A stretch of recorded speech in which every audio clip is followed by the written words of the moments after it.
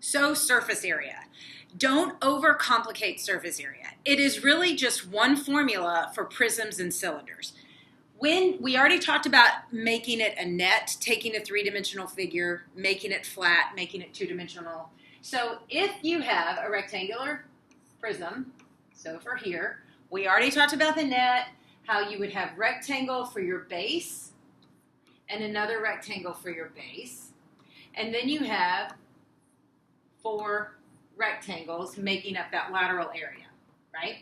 So if you want to define, all surface area is, it's taking all these individual pieces, adding them together, and that's your total surface area.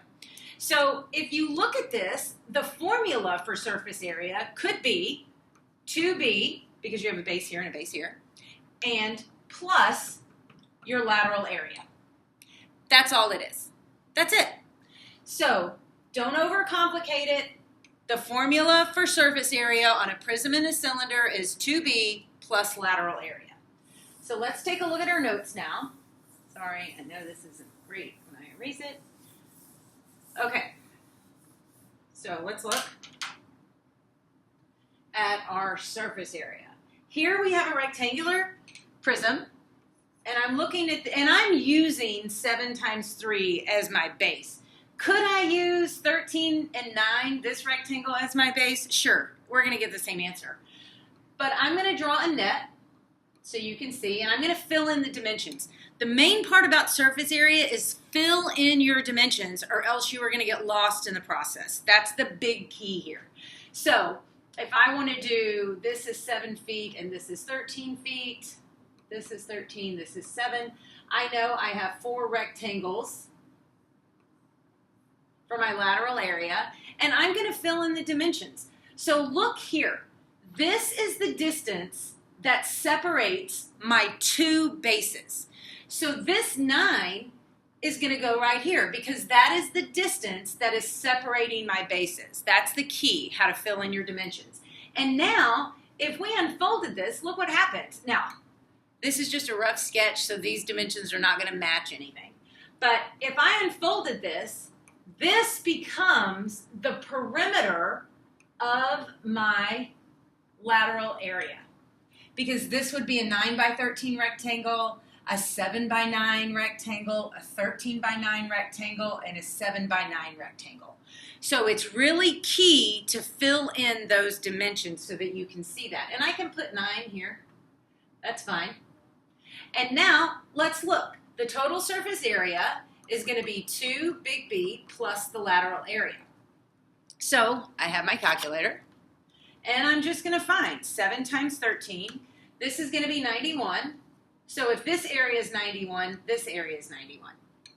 And then let's fill in these rectangles. 13 times 9 is 117. So this 13 by 9 is going to be 117. This 9 by 7 is going to be, I don't know why I typed that in, 63 and 63. So my 2 B's is 91 and 91, so I get 182 plus the lateral area. So if I added all these together, I'm going to get 360. And then my total surface area is going to be 360 plus 182, and I get 542 feet squared is my total surface area, okay? So that's the lateral area. Now, that's one way to do lateral area. But look, lateral area, what you could do is take the perimeter of your base shape, because we just unfolded it, 13, 7, 13, 7. And what if I just took the perimeter, oh, that's not erasing. What if I took the perimeter and multiplied it by 9? That would give me the same lateral area, and I wouldn't have to break it up into 4 rectangles. I could just take the perimeter, which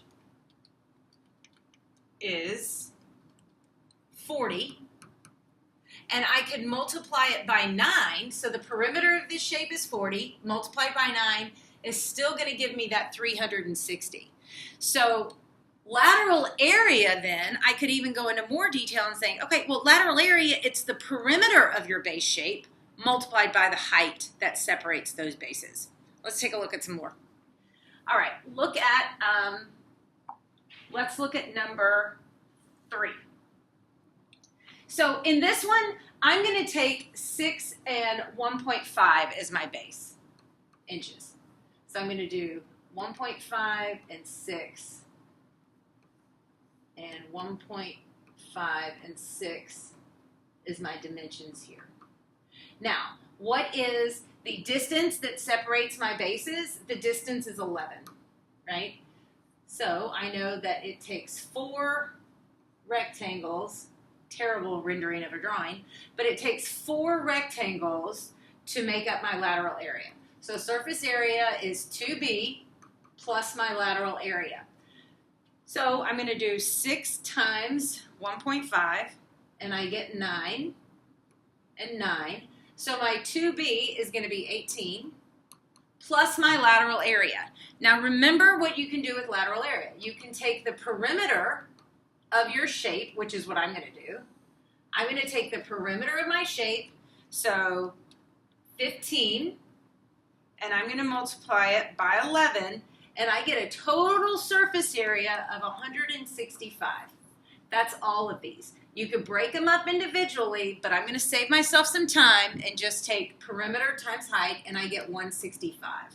And when I add 18, my total surface area is going to be 183 inches squared. Remember, area is square units because it's flat. I can lay it flat. It's two-dimensional. Okay, let's look at number 4 and 5 here. So look at I know it's a triangular prism, so I know my base is going to be a triangle. When you are drawing a triangular prism, make sure you draw the correct triangle. In this case, I have a right triangle, so I'm going to draw a right triangle. And then when I separate them, so the hypotenuse, the side opposite my right angle, is 15. And then the legs can be 9 and 12, and it doesn't matter what they are. Okay, now let's make my lateral area. So this distance represents the distance between my 2 parallel bases, which is 16. And now, how many rectangles do I have for my lateral area? I have 3 because it's a 3-sided figure. So if I wanted to fill in these dimensions, I could. Now, my surface area is still going to be 2b plus lateral area. That doesn't change. But in this case, big B is a triangle. So you have to remember the area of a triangle is base times height divided by 2. So I'm going to do 9 times 12 divided by 2, and that gives me 54 as an area, and 54 is an area. So my 2b is 108, and my lateral area, I'm just going to take the perimeter of my shape and multiply it by 16. So 12 plus 15 plus 9 times 16 is going to give me 576 as my lateral area. So 576 added to 108, and that's going to give me a surface area of 684 meters squared. Okay? All right, let's take a look at number 5. Now, number 5 is not a right triangle. So I'm going to draw, it's a triangular prism, 2 bases are triangles. So I'm going to draw this guy, and I'm going to draw this guy as my triangle. And I look back here, and it's showing me that the height of this triangle is 4.1. So the height of this triangle is 4.1. And then opposite this side length here is going to be 12, so I'm filling that in. And then I have this length here, which is 5, and I have this length here, which is 10. So the most important part of this is to really look and not mess up your dimensions. If you mess up your dimensions, you're going to mess up that surface area. Okay, and the distance that separates my bases is this 3 right here. Okay, and I know it takes 3 rectangles that make up my lateral area. This length side is 12, this one can be 10, this one can be 5, that makes up the perimeter. So remember my formula is 2b plus lateral area. So the area of my triangle is going to be 12 times 4.1 divided by 2, and that makes this 24.6, and this 24.6 kilometers squared. And then my lateral area is these added together, so I'm going to do 27 times 5, and that's 135 is my lateral area. So my 2B is going to be 49.2 plus my lateral area of 135, and that gives me a total surface area of 184.2 kilometers squared. Okay, that's a triangular prism. Now let's look at number 6. Number 6 is a trapezoidal prism. So what is the base that makes up this shape? It's a trapezoid, so I'm going to draw the trapezoid. And it's a right trapezoid. Okay, so I can do that if I want, right there. And then let's fill in the dimensions. So if I look at this trapezoid right here, I'm going to take those dimensions over here. And I'm going to make this 12, I'm going to make this 23, I'm going to make this guy 18, the other base, and then this slant height here is going to be 20. So I have filled in the dimensions of my trapezoid. And now trapezoid is 4-sided figure, so that means 4 rectangles are going to make up the lateral area. And what is the distance that separates my bases? The distance that separates my bases is this 15. Okay? So if I wanted to fill in all the dimensions, remember this represents the perimeter of the shape. I know that my surface area formula is 2b plus lateral area, but I need to remember that the area of my big B is base 1 plus base 2 multiplied by height, all divided by 2. You have to remember the area of a trapezoid, right? So base 1 plus base 2 is 18 plus 23. I'm going to multiply it by my height of 12, and then I'm going to divide it by 2.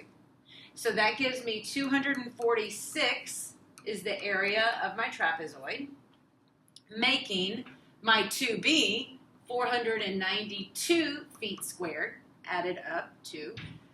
To find my lateral area, I'm going to take the perimeter of this shape, which is 23 plus 30 plus 18 plus 12, and I'm going to multiply it by 15, multiplied by 15.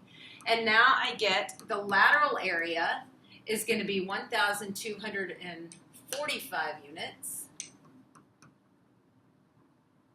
So when I add these guys together, I get a surface area of 1,737 feet squared. Okay? All right, let's look at the next page.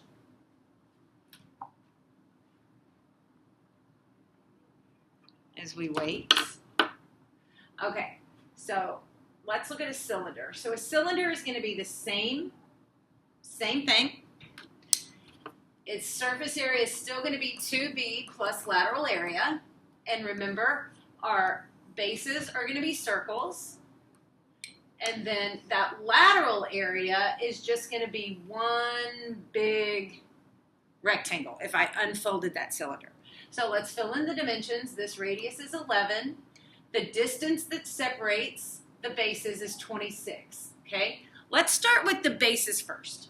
So 2b, now in this case, big B stands for pi r squared. So I'm going to take 11 squared and multiply it by pi, and I get 380.13. So this is 380.13. So that's pi r squared. And then total is going to be 760.27 yards squared. That's me adding them together. Now, let's talk about this. Well, if it's the perimeter of my prisms, what does this represent? What represents the perimeter of a circle? Well, a perimeter of a circle is just circumference. So to find the circumference, or the perimeter of that, I'm going to do 2 pi r. That's the perimeter of a circle.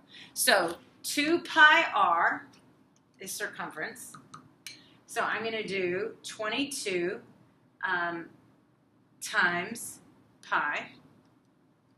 And I get that it's 69.11. That represents the perimeter or the circumference of a circle. So to find the lateral area, I'm taking the perimeter, circumference in this case, times 26.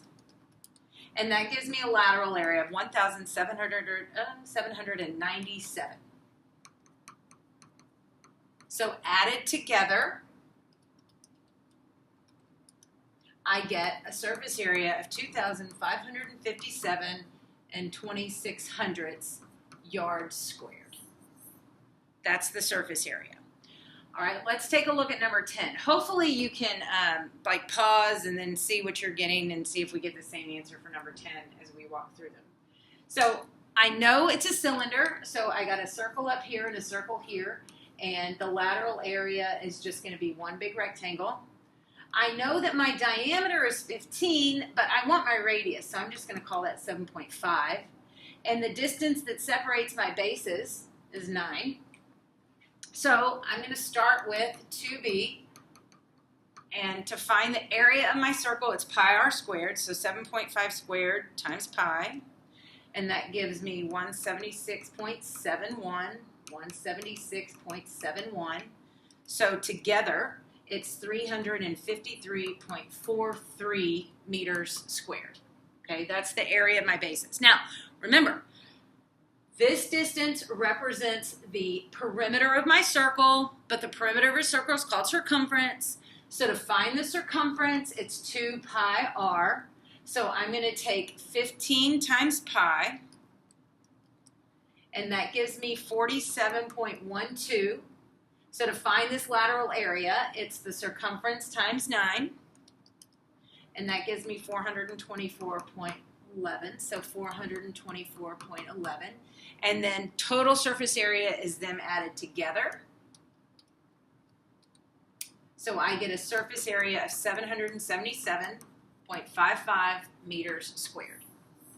Okay, so that's surface area. So it's not tricky, it's not difficult. You just got to make sure that you organize your workspace. So I like to draw a net so I can see what I'm doing and then add all the pieces together, kind of like we did in composite figures. So if you're struggling, come see me.